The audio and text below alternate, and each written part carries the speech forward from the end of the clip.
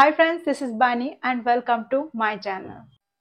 বন্ধুরা, আমার মনে হয় above আর over এর ব্যবহার নিয়ে তোমরা বেশ কনফিউজড হয়ে থাকো।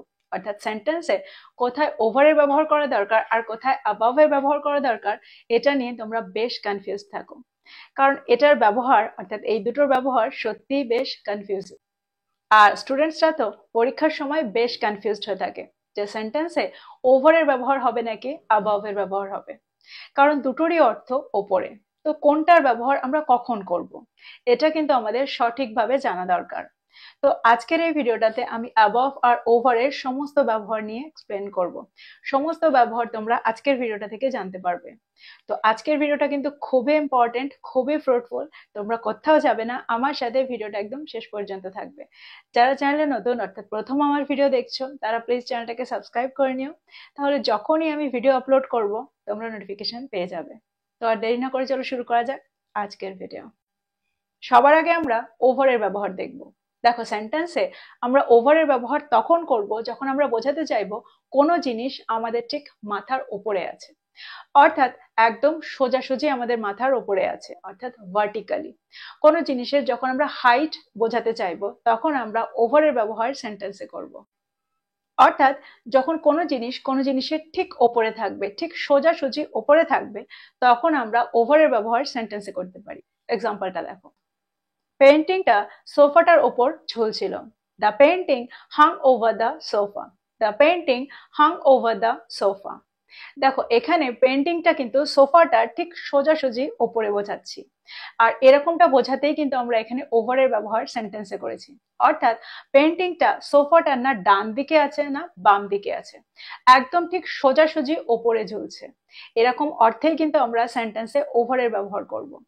অর্থাৎ একদম মাথার ওপরে বোঝাতে আমরা সেন্টেন্সে ওভারের ব্যবহার করব। আরেকটা এক্সাম্পল দেখো, একটা ঘড়ি আয়নাটার ওপরে রাখা ছিল। অর্থাৎ ধরো একটা আয়না রয়েছে আর ঠিক তার ওপরে একটা ঘড়ি লাগানো আছে। তো আমরা সেন্টেন্সে এখানে কিন্তু ওভার এর ব্যবহার করব। সেন্টেন্সটা কি হবে? A clock was placed over the mirror. A clock was placed over the mirror. দেখো, ব্যাপারটাকে ভালো করে বোঝার চেষ্টা করো। আমার এখানে বোর্ড নেই তাই তোমাদেরকে ভালো করে বোঝাতে পারছি না। একটা আয়না আছে আর ঠিক তার সোজাসুজি ওপরে একটা ঘড়ি রাখা আছে, অর্থাৎ ভার্টিক্যালি সোজাসুজি একটা ঘড়ি রাখা আছে। তো এরকমটা বোঝাতেই কিন্তু আমরা সেন্টেন্সে ওভার এর ব্যবহার করছি। তোমরা অনেকেই দেখবে দেওয়ালের মধ্যে আয়না লাগানো থাকে আর ঠিক তার সোজাসুজি ওপরে একটা ঘড়ি রাখা আছে। এরকমটা বোঝাতেই কিন্তু আমরা সেন্টেন্সে ওভার এর ব্যবহার করছি। আমার মনে হয় এই পর্যন্ত তোমরা বুঝতে পারবে। দেখো, এখানে তোমাদের আরো একটা কথা মনে রাখতে হবে। যখন কোনো জিনিসের ওপর দিয়ে মুভ করে, অর্থাৎ কোনো জিনিসের মুভমেন্ট হয় কোনো জিনিসের ওপর দিয়ে, তখনও কিন্তু আমরা সেন্টেন্সে ওভার এর ব্যবহার করে থাকি। অর্থাৎ আমাদের মাথার ওপর দিয়ে কোনো জিনিস মুভ করে চলে গেল, তখনও কিন্তু আমরা ওভার এর ব্যবহার সেন্টেন্সে করি। এক্সাম্পল দেখো, বিড়ালটা টেবিলের ওপর দিয়ে লাফ দিয়েছিল। The cat jumped over the table. The cat jumped over the table. দেখো, এখানে একটা টেবিল রাখা আছে আর তার উপর দিয়ে একটা বিড়াল লাফ দিয়েছিল। তো সেন্টেন্সটা বোঝার চেষ্টা করো, এখানে কিন্তু একটা মুভমেন্ট হলো, অর্থাৎ কোনো জিনিসের ওপর দিয়ে কোনো জিনিসের মুভমেন্ট হলো। তো এরকম অর্থে কিন্তু আমরা সেন্টেন্সে ওভার এর ব্যবহার করে থাকি। আরো একটা এক্সাম্পল দেখো, পাখিটা গাছটার উপর দিয়ে উড়ে গিয়েছিল। The bird flew over the tree. The bird flew over the tree. দেখো, এখানে একটা গাছের ওপর দিয়ে একটা পাখির মুভমেন্ট হলো, অর্থাৎ একটা পাখি উড়ে গেল। তো যখন আমরা কোনো কিছুর ওপর দিয়ে কোনো কিছুর মুভমেন্ট বোঝাবো তখনও কিন্তু সেন্টেন্সে আমরা ওভার এর ব্যবহার করছি। আরেকটা এক্সাম্পল দেখো, ঝড়টা শহরটার ওপর দিয়ে বয়ে গিয়েছিল। The storm passed over the city. The storm passed over the city. বিমানটি বিল্ডিংটার উপর ঘুরছিল। The aeroplane was hovering over the building. The aeroplane was hovering over the building. দেখো, এখানে তোমাদের আরেকটা জিনিসও মনে রাখতে হবে, ওভারের ব্যবহার আমরা কিন্তু সবসময় ওপরে বোঝাতেই করি না। অর্থাৎ ওভারের ব্যবহার আমরা সেন্টেন্সে কোনো জিনিসের সারফেসকে টাচ করা বোঝাতেও কিন্তু করে থাকি। অর্থাৎ কোনো জিনিসের ওপরের সারফেসটা টাচ করতেও পারে। ফর এক্সাম্পল, যদি আমি বলি বাচ্চাটার গায়ে একটা ব্ল্যাঙ্কেট দিয়ে দাও, তাহলে সেন্টেন্সটা কি হবে? Put a blanket over the child. Put a blanket over the child. দেখো এখানে কিন্তু ব্ল্যাঙ্কেটটা বাচ্চাটার গায়ে টাচ করছে, অর্থাৎ ওপরের সারফেসটাকে টাচ করছে। তো ওভারের ব্যবহার টাচ করা বোঝাতেও কিন্তু আমরা করে থাকি। তো সেন্টেন্সটা কি হলো, বাচ্চাটার গায়ের উপরে একটা কম্বল দাও বা বাচ্চাটার গায়ের উপরে একটা কম্বল রাখো। Put a blanket over the child. Put a blanket over the child. দেখো এখানে তোমরা এভাবে মনে রাখতে পারো যে কোনো জিনিসকে কভার করা। তো কোনো জিনিসকে কভার করার অর্থেও কিন্তু আমরা ওভারের ব্যবহার সেন্টেন্সে করি। আরেকটা এক্সাম্পল দেখো, ছায়াটা বাড়িটার উপর পড়েছিল। The shadow fail over the house. The shadow fail over the house. এখানে কিন্তু আমি বোঝাতে চাইছি ছায়াটা বাড়িটার উপরে পড়ে কভার করে নিয়েছিল, অর্থাৎ পুরো বাড়িটাকে ছায়াটা কভার করে রেখেছিল। তো এরকমটা বোঝাতেই কিন্তু আমরা সেন্টেন্সে ওভারের ব্যবহার করছি। আমার মনে হয় এই পর্যন্ত তোমরা বুঝতে পারলে। দেখো এখানে আমি 3টে পয়েন্ট উল্লেখ করেছি। 3টে পয়েন্টের মধ্যে যে কোনো একটা পয়েন্ট মিট করলে আমরা ওভারের ব্যবহার সেন্টেন্সে করতে পারি। প্রথমটা হলো যখন কোনো জিনিস কোনো জিনিসের ওপর সোজাসুজি ভাবে থাকবে, অর্থাৎ ভার্টিক্যালি থাকবে, তখন আমরা সেন্টেন্সে ওভারের ব্যবহার করব। আবার যখন কোনো জিনিস কোনো জিনিসের ওপর থেকে মুভ করবে, অর্থাৎ কোনো জিনিসের ওপর মুভমেন্ট হবে, তখন আমরা সেন্টেন্সে ওভারের ব্যবহার করতে পারি। আবার যখন কোনো জিনিস কোনো জিনিসকে কভার করে রাখবে, তখনও কিন্তু আমরা সেন্টেন্সে ওভারের ব্যবহার করতে পারি, অর্থাৎ সারফেসটাকে টাচ করে থাকবে, তখনও আমরা সেন্টেন্সে ওভারের ব্যবহার করতে পারি। এবার আমরা দেখব ওভারের অন্য একটা ব্যবহার। দেখো সেন্টেন্সে মোর দ্যানের পরিবর্তেও কিন্তু আমরা ওভারের ব্যবহার সেন্টেন্সে করতে পারি। ফর এক্সাম্পল, যদি আমি বলি দোকানটিতে 20 জনেরও বেশি লোক কাজ করছিল, সেন্টেন্সটা কি হবে? There were over 20 people working in the shop. There were over 20 people working in the shop. তো তোমরা বুঝতে পারলে সেন্টেন্সে আমরা মোর দ্যানের পরিবর্তেও ওভারের ব্যবহার সেন্টেন্সে করতে পারি।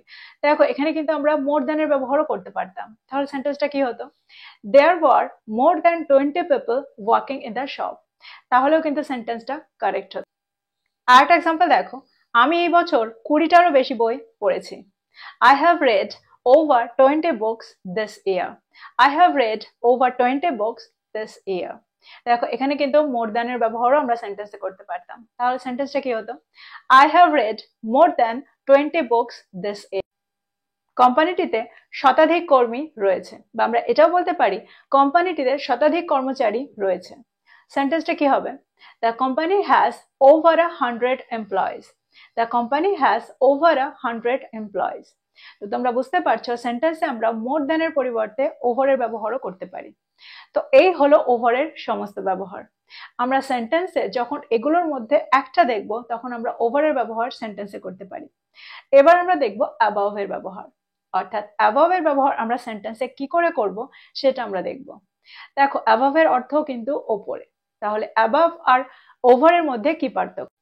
দেখো অ্যাবাভ এর ব্যবহার আমরা সেন্টেন্সে তখন করব যখন কোনো জিনিস কোনো জিনিসের উপরে হরিজন্টালি থাকবে, অর্থাৎ সোজাসুজি ভাবে থাকবে না, ভার্টিক্যালি থাকবে না।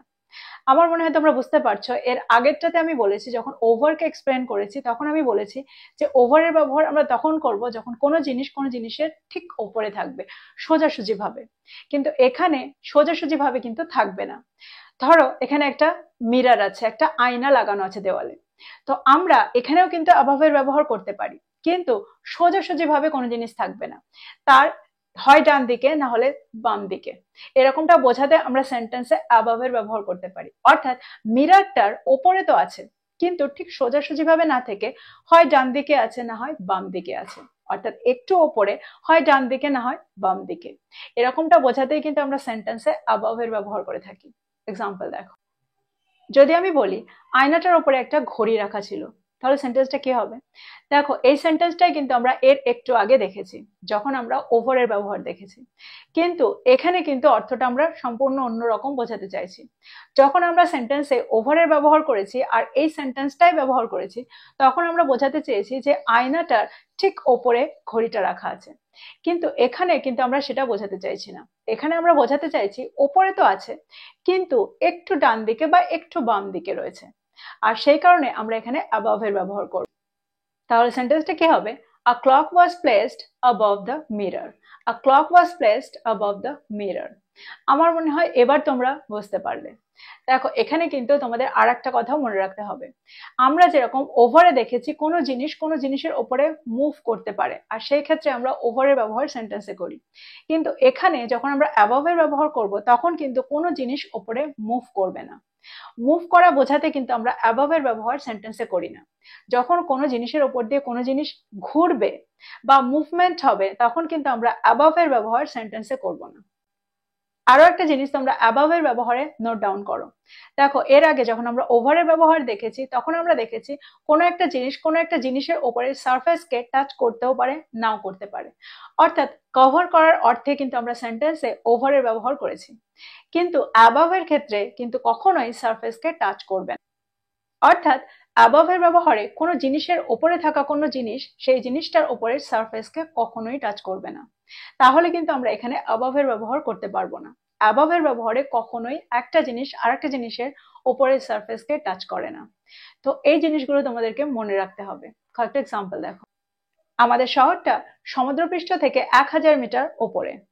Our city is 1000 meter above the sea level. Our city is 1000 meter above the sea level. তো এখানে কিন্তু লেভেল বোঝাচ্ছে, অর্থাৎ একটা জিনিস আরেকটা জিনিসের ওপরে হরিজন্টালি আছে। দেখো সেন্টেন্সে যখন লেভেল বোঝাবে তখন কিন্তু আমরা অ্যাবভের ব্যবহার সেন্টেন্সে করব, আর যখন হাইট বোঝাবে তখন আমরা ওভারের ব্যবহার সেন্টেন্সে করব। এটাও কিন্তু একটা পার্থক্য। আর একটা এক্সাম্পল দেখো, দিগন্তের উপর মেঘ জড়ো হয়েছিল। The clouds gathered above the horizon. The clouds gathered above the horizon.